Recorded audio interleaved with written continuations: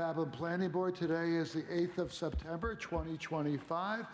We do have two public hearings, so we will begin this meeting with the Pledge of Allegiance. Ed, could you lead us in the pledge, please? All right. I pledge allegiance to the flag of the United States of America and to the republic for which it stands, one nation, under God, indivisible, with liberty and justice for all. Thank you. We take the roll, please. Patrick Halpin. Present. Jerry O'Neill. Present. Ed Wynn. Present. Juan Leon. Present. Dan Tushin. Present. Frank Santos. Present. Matt Esposito. Emily Moll. And Rich Casey. Okay. Do we have a quorum? Yes, you do. We have a quorum. Right, before we begin the public hearings, I need to read this statement into the record. The Planning Board shall have the right to rely on any information that is presented by the applicant. If any such information is later found to be inaccurate or incorrect, the Planning Board may determine that any approvals, building permits, or other actions previously granted in connection with the application are null and void. Okay.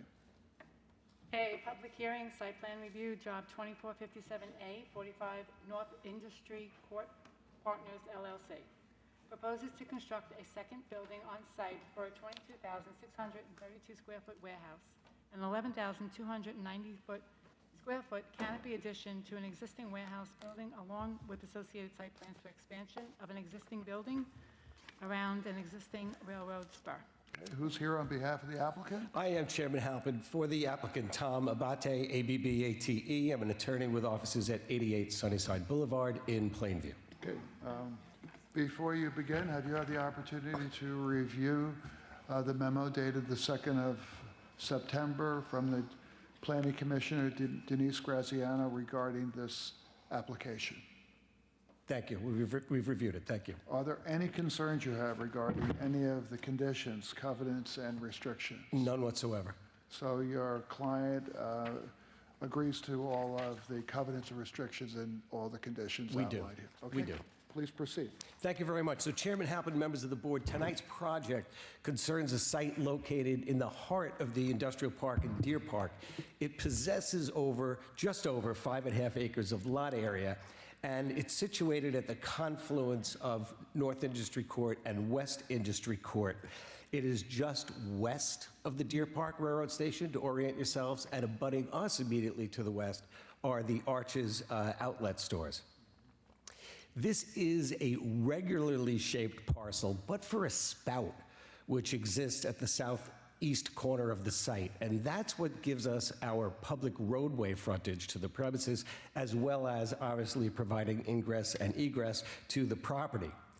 It's bordered along our northerly property line by the Long Island Railroad tracks, and it has a very unique feature to it, and that is we have a railroad spur running through the middle of our property.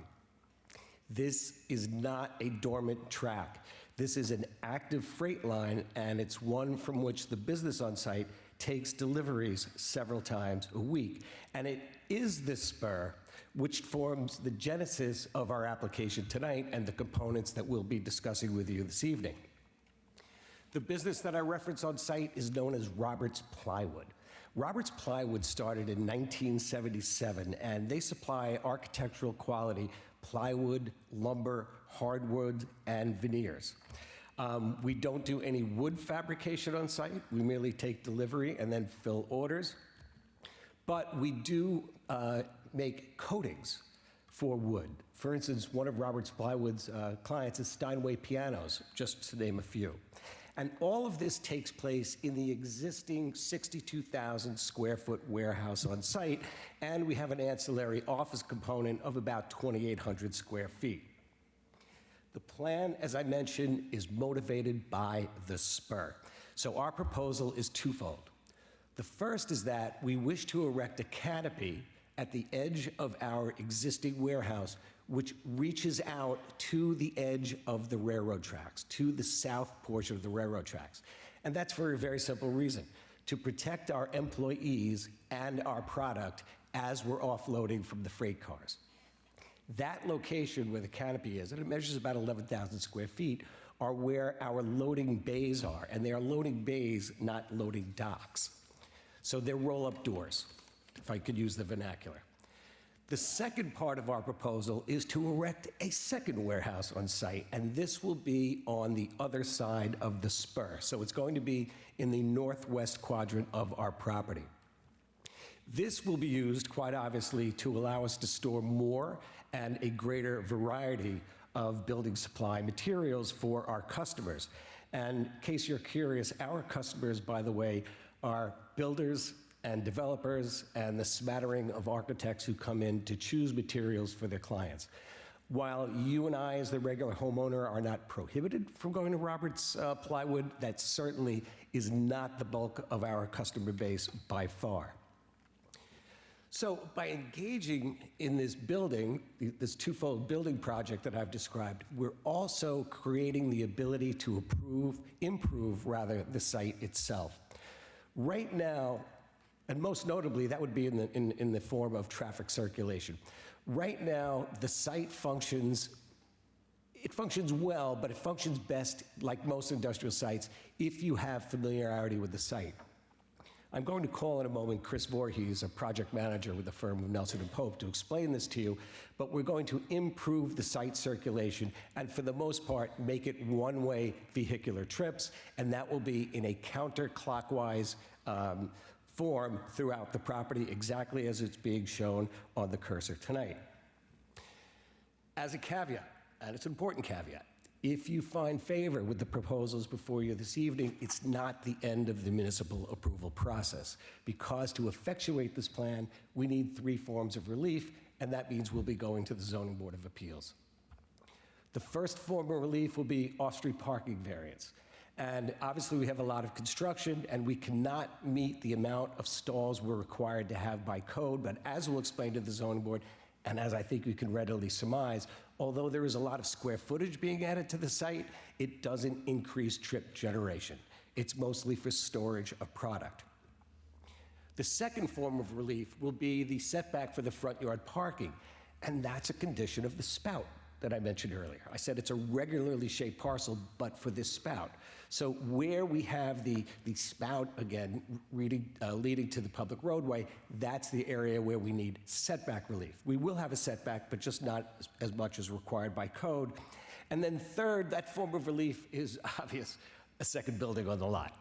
And that's caused by the practical difficulty of having the railroad spur running right through the middle of our property. In terms of the operation, Roberts Plywood operates Monday through Friday. There's no Saturday and Sunday work. Our hours for vendors and customers terminates at 3 p.m. It's from 8 a.m. to 3 p.m., although our employees stay until 9 p.m., and again, no Saturdays and Sundays. Should you have any questions of him with respect to the design, I have Giovanni Coelho, our project architect from the firm of Diversified Design Associates. And what I would like to do to flesh out the site improvements is call our project engineer, Mr. Chris Voorhees. Chris? Thank you, Tom. Again, my name, for the record, is Christopher Voorhees. Have you filled one of these out? I have not. I will. I'll fill that right after my presentation. Good, do we have one? Sure. Okay, you don't have to fill it out this minute, but fill it out. No, go, you give it to him, please. Thank you very much. So for the record, my name is Christopher Voorhees. I'm with Nelson & Pope Engineering. I'm a project manager and professional engineer, and worked on this project. Do you swear to tell the truth, the whole truth, nothing but the truth? I do. Okay, please proceed. So, Mr. Voorhees, before you get into a recitation, you heard me reference to the board how we're going to change and improve the site circulation. Can you open your comments by addressing that aspect of the plan? Sure. I'd like to first talk about the existing conditions. By the way, I like that. You like what? You get right to the point. Oh, yeah. Okay, good. Chairman Hoppin, I've said it. He's done this once or twice, I think. I know that, but thank you. Let's move it along, right? If you could, Matt, go to the existing conditions plan. I just want to frame the proposed work by kind of describing the existing site and how we're improving it. As you see, the site is got 2 primary entrances. The northern entrance leads to a small parking area as well as the office area of the business. The driveway does extend to the north up along the building, but does not go all the way across the tracks. It terminates at the loading docks in the rear of the building. If you could go down to the bottom of the screen again, that's our second site entrance on the south there. That's a shared site access with the property to the south. That is to remain unchanged. So the access goes around to the rear of the buildings where we have the spur, a couple of passenger vehicle stalls up against the property line, as well as loading docks, and various roll-up doors are accessed through the back of the warehouse. All right, so now going to the proposed layout and where we're making a lot of improvements. So if we go into the site, currently we have that small parking lot. We're expanding that to be a more suitable passenger vehicle parking area. Notably, this is a two-way entrance. Once you get to kind of the entrance of the passenger parking area, it transitions to a one-way truck access only as it goes north past the buildings. You'll see a striped area to the left of the drive aisle. That's for vehicles that are inbound to pull up to. You get out of your truck, you check in, you get your ticket, and then you proceed on your way. So this provides a safe area for those vehicles to pull over and allowing other traffic to move through. Continuing north on the property, we have a new track crossing with the existing rail spur. So signage and striping, all in conformance with railroad code. Coming across the tracks, we have our first expanded passenger vehicle area. That's notably for the employees and also for the customers, very few that may be in this area. In addition to the parking, we also have accessible stalls added throughout the site. The first access to the warehouse is through a roll-up door right by the cursor. Continuing straight across, there's a secondary access to the building. Trucks will generally go around the building to the north and northwest, where we have an expanded corner there to allow for the trucks to safely maneuver the turn, as well as all fire access vehicles. Coming up to the point in the cursor, or on the page where the cursor is a loading dock. That's a 4-foot elevated loading dock for your standard tractor trailers to dock. And then we get around to the existing loading dock area. All the truck traffic now has a good seamless flow, and we'll be able to back into all those existing loading bays and safely exit the site to the south. You'll notice a do not enter and stop sign where we restrict the truck traffic and all on-site traffic from coming in on that area, allowing the existing parking lot to remain intact. So, but for the area of the spout, the northern end, where we're creating the additional passenger vehicles where it's two-way, pretty much it's what I explained to the chairman and members of the board, that it's going to be one-way vehicular traffic running in a counterclockwise direction, correct? No, that is correct. A couple other features that I want to identify, Tom had touched upon it. So the railway spur enters the property from the east side. That continues around. There's a branch in the track that allows for the rail cars to dock directly adjacent to an elevated loading platform.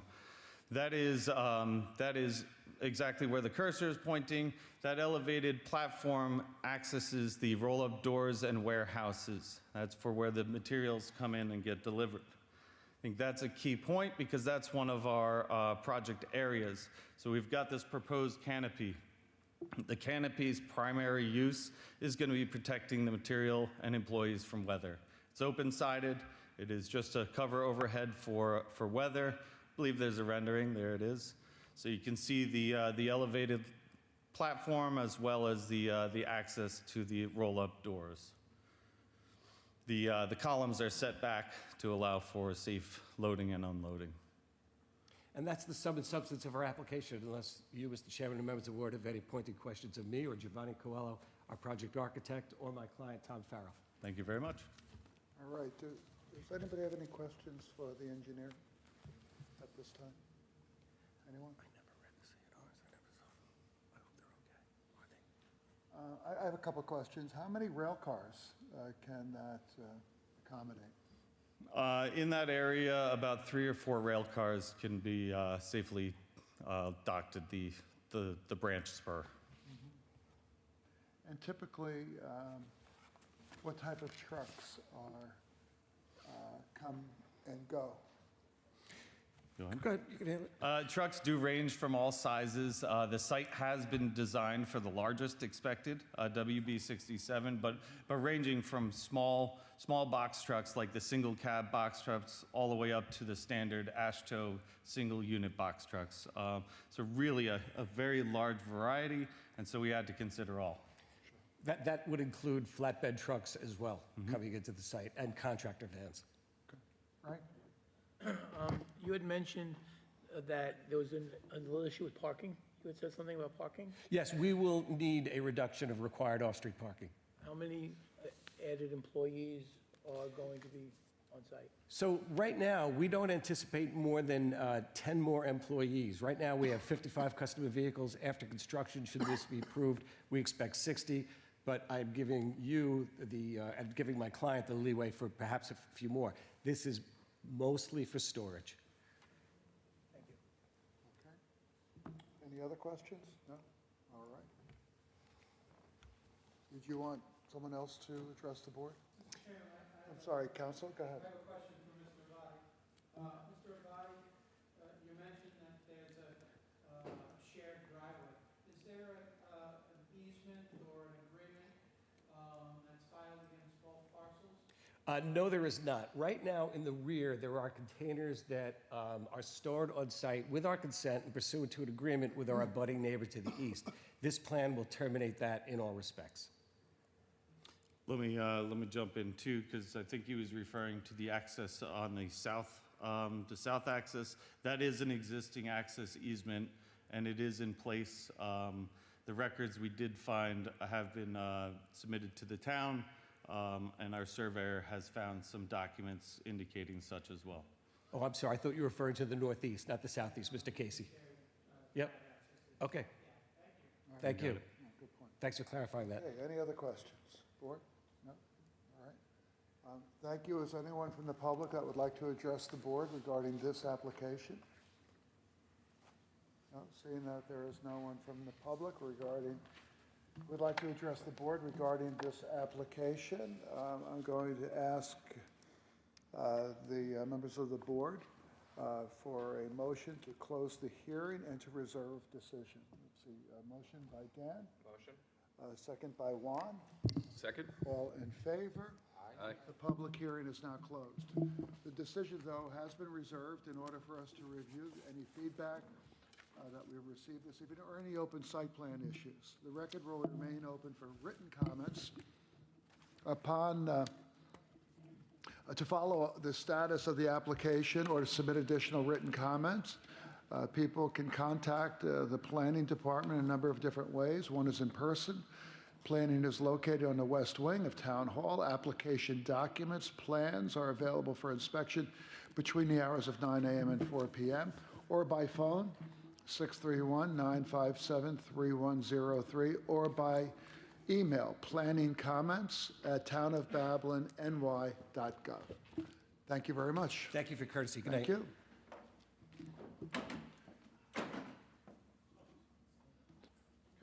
Okay. Public hearing B, site plan review, bar restaurant, job 2463 AF, GRI, Sunset Plaza, LLC. Proposes interior alterations to 4 tenant spaces within an existing shopping center.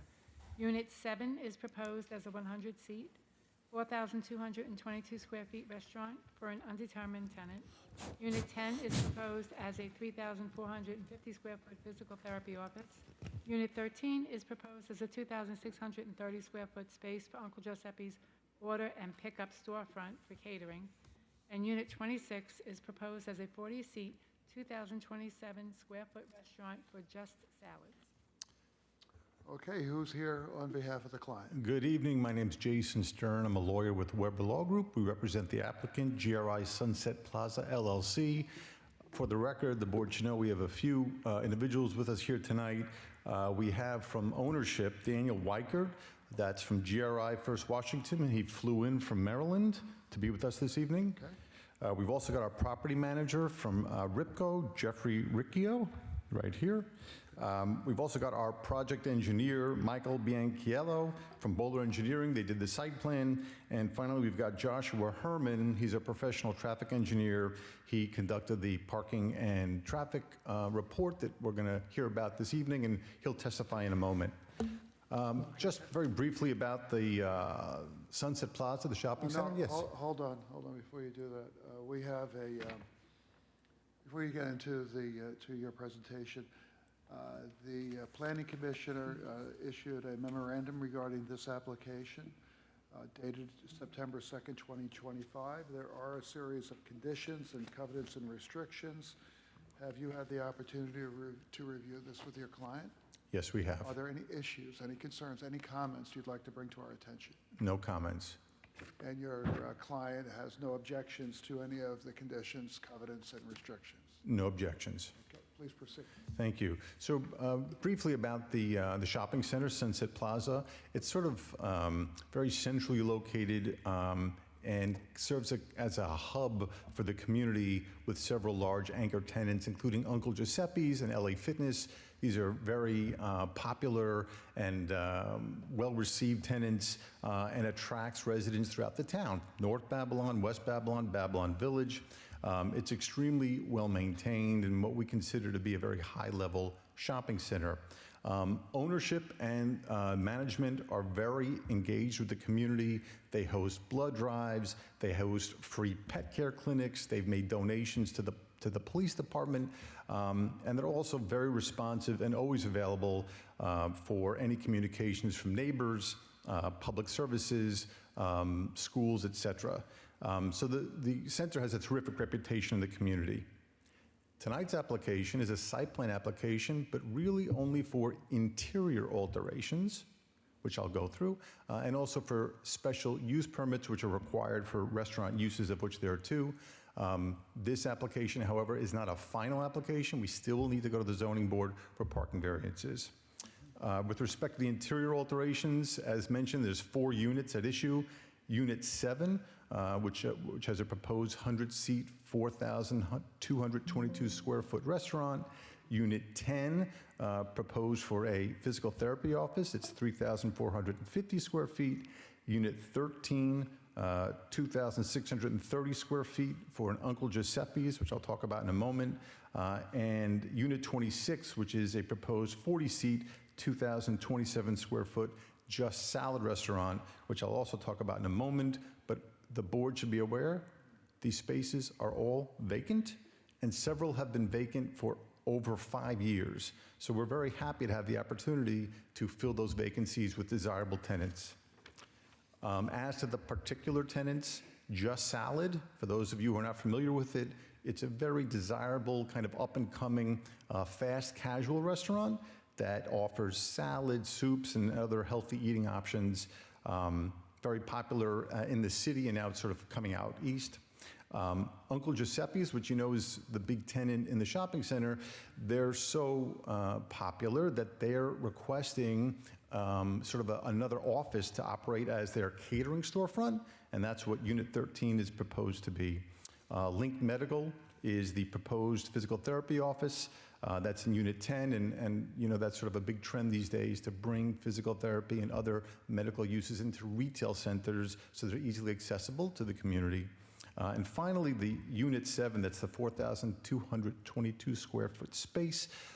We do not have a particular tenant lined up. There are a few that we're looking at, but one of the issues that we've been facing is how to make these spaces available in a timely manner. So we're proposing that this be approved for restaurant use so that if we identify the appropriate tenant, which we'll have to go through whatever approvals may be required, but to get this space authorized for restaurant use would make the shopping center more desirable, easier to get tenants so they don't walk away during the approval process, and also kind of streamline things for this board's approval. And that's why we've kind of packaged them together into this 4-site application. That really concludes my opening remarks. I'd like to turn it over to our traffic expert who can address the parking and traffic report. Sir, could you please state your name and address for the record? Absolutely. Good evening. My name is Joshua Herman, spelled Herman. I'm a traffic engineer with Stonefield Engineering, located at 584 Broadway, Suite 310, New York, New York. Could you swear to tell the truth, the whole truth, nothing but the truth? I do. Please proceed. Thank you, Mr. Chairman, members of the board. So my team, we evaluated the application, this application with respect to traffic and parking impacts. And just in summary, our findings are that the project would not significantly impact traffic operations, and there's ample parking on the site to support the proposed uses before you this evening. First, in evaluating the traffic implications of the proposed uses, based on ITE standard, which is an industry standard manual used by traffic engineers, the project would generate during the highest peak 52 vehicle trips total during the highest peak hour. And just one thing to point out about the shopping center is that there are 7 access driveways in total for the shopping center, and those access points would not be impacted by this operation. So there would remain 7 driveways, and those 52 vehicle trips that I mentioned earlier would be spread across all the driveways. So based on that low volume of traffic that would be generated by this, no significant impacts are expected at any of the driveways. In terms of parking implications of the project, so we did comprehensive parking counts at the existing shopping center to assess the parking utilization at the shopping center without these uses. And so we did parking counts on a weekday, on a Saturday, every 15 minutes from 10 a.m. till 9 p.m. to really get a good visual of what the parking situation looks like. It's important to point out that the existing shopping center has 1,109 parking spaces, and in the future, the number of parking spaces would be reduced by 2 to 1,107 parking spaces, and that's to provide improved ADA accessible parking spaces on the site. And so our parking study took our existing counts. We accounted for other vacant spaces within the shopping center to provide a comprehensive assessment. We projected the parking demand for all of the uses proposed under this application. And based on that assessment in the future, 51% of the parking spaces on the site would be utilized in the future. And during its highest hour, that's leaving 547 parking spaces empty on the site. So even with the proposed uses, that we would have ample parking to support the uses and ample reserve parking on the site for any other purpose. So with that, we don't expect any traffic or parking impacts due to the proposed project, and I'm happy to answer any questions about the study. Okay, does anyone have any questions regarding parking and the traffic study? No? Okay. I have a quick question. Did you say you're seeking a variance from the ZBA? Yes, we're going to need And parking variance. what is the nature of that? I think the total required by code is 1,400 stalls, and we're going to propose. It's 1,479 parking spaces required. We would have 1,107 in the future, so it's a variance of 372 spaces. And your analysis indicates that at no time there'll be more than what percentage of the parking? 51%. 51% utilized. Correct. What's wrong with the town's parking calculation? That's a whole nother conversation. Different But that'll be a different day on a different topic. But is that, question, is that typical? Yeah, I mean, we do see I know that it's the in most other based on- shopping centers, right. yes. Okay. All right, any other questions? Because that's what struck me. Go ahead, Don, do you have a question? It's not regarding parking. No, no, you can ask any question. Okay, thank you. Thank you, Mr. Chairman. So my question is regarding Unit 7. Just out of curiosity, it's, you seem to be reserving it for a restaurant. Can I just ask why, as opposed to any other retail establishment? I think its size is conducive, and also its location is conducive to restaurant use. I think there are some that are being considered, but nothing's locked in yet. I don't know if anyone wants to add to that. Well, okay, well, if I can ask, was it previously a restaurant? Is it already kind of set up for a restaurant? No, it wasn't, right? No, It was hold on, a hold on. retail store. You have to tell your attorney, so unless you want to come up and get sworn in. He told me. He Okay, told me. go ahead. What are you wa- saying for the it record, was a- counsel? Yes, it was a retail store. It was a GameStop. And, those kind of retail uses are really difficult to maintain. Just given the size, the square footage, 4,200 square feet, it looks like it's appropriate for a restaurant use. Okay, very good, thank you. Any other questions, Dan? So, one, I live just a few blocks away, so I'm happy with all the improvements you've been making over the years, so thank you for that. With Unit 7, I see that you're proposing a grease trap. Given the size of Unit 7, do you know what the DPW requirement is for cleaning it out, how often that is? You Hold- can't hold answer. on, hold on. Can't answer. Eh. Mike, do you know? I mean, he can, if you want to come up and get sworn in, and I won't ask you about what you're doing when your wife's not around. It depends on the restaurant, that's fine. Say again? It's only about the application. 10 feet? 10 feet in diameter is our estimate. No, my- It depends on the size, the use of. Okay, hold on, why don't you come up? And then, Get the, who's the expert? Okay, you got it? Okay. Come on up. You deal with the county, all right, fair enough. You're here, may as well put you to work. Okay, can you state your name and address for the record? My name is Jeff Ricchio. My address is 34 West Avenue, Malvern. Do you Sorry. swear to tell the truth, the whole truth, nothing but the truth? I do. Okay, please proceed. So to answer the question, the Suffolk County Department of Public Works, they oversee that. Depends on the restaurant. So they've had some changes now. If you were to open up a candy store, they're requiring the minimum size grease trap. That would then be required to be emptied maybe biannually. If it's a busy restaurant, if it's a wing stop, that's going to be, could be twice a month, once a month, whatever. It all depends on the restaurant. They determine that, what it's going to be to empty it. Typical restaurant, if it was a real working heavy restaurant, would be, quarterly to be cleaned and pumped. thank you.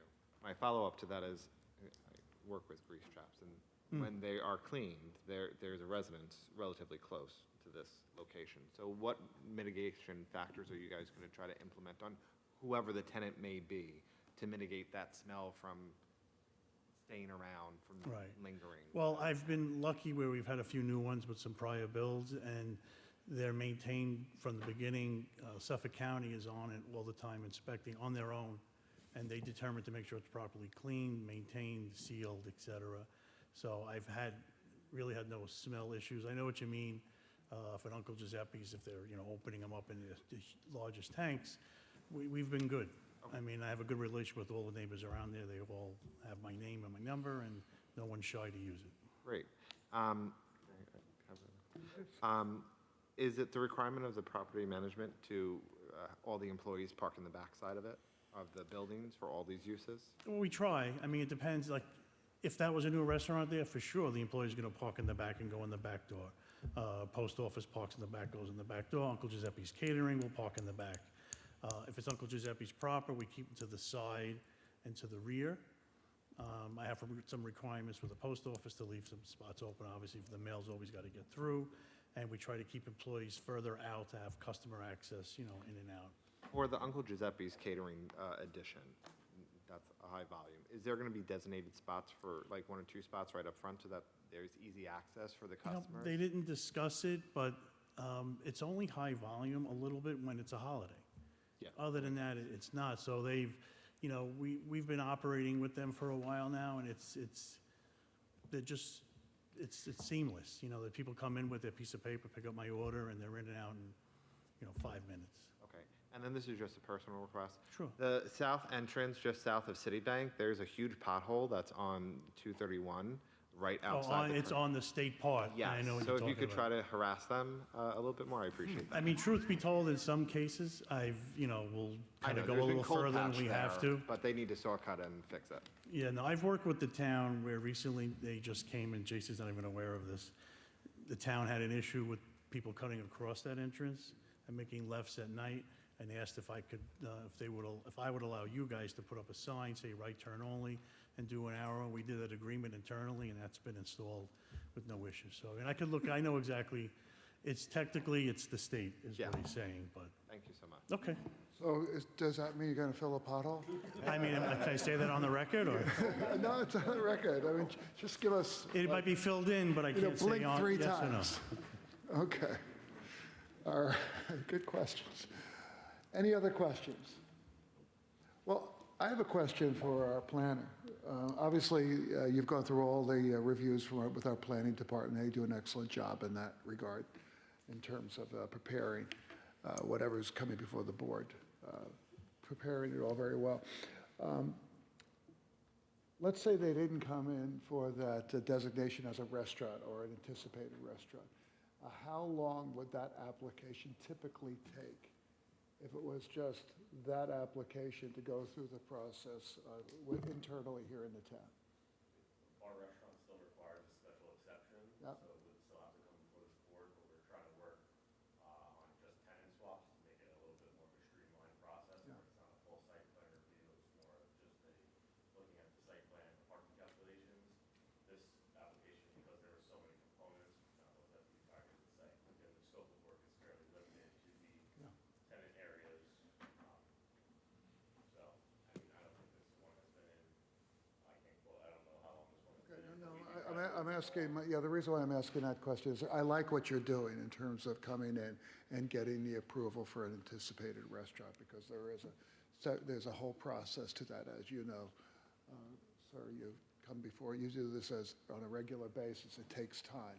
So it's smart to come in here and look at the entire shopping center and say, okay, here's what we believe, here's what we have actually happening, here's what we anticipate happening in the future. It's very wise. Would you agree? Okay, so would I. And so would everybody on this board. Council, do you agree? I do. Okay, good for you. All right. All right, good. No, I like it. That's look, you're in the business here to keep these spaces full.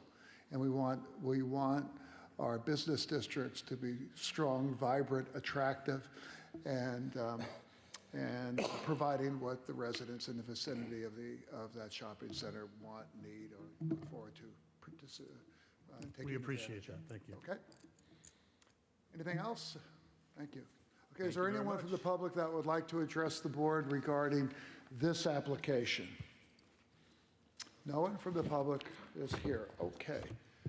So I'm going to request a motion from the board to close the hearing and to reserve decision. Let's see. Motion by Dan. Motion? A second by Frank to close the public hearing. All in favor? Aye.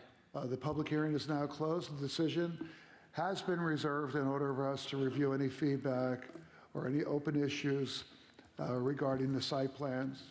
The record will remain open for written comments. To follow up on the status of the application or submit additional comments, you can contact the planning department in a number of different ways. In person, planning is located on the west wing of Town Hall.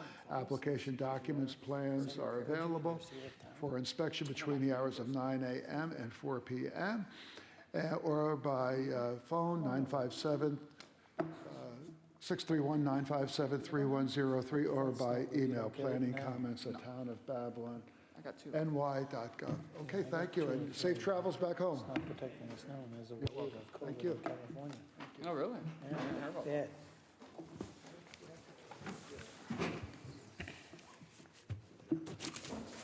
All right, that concludes our live streaming and the last of our public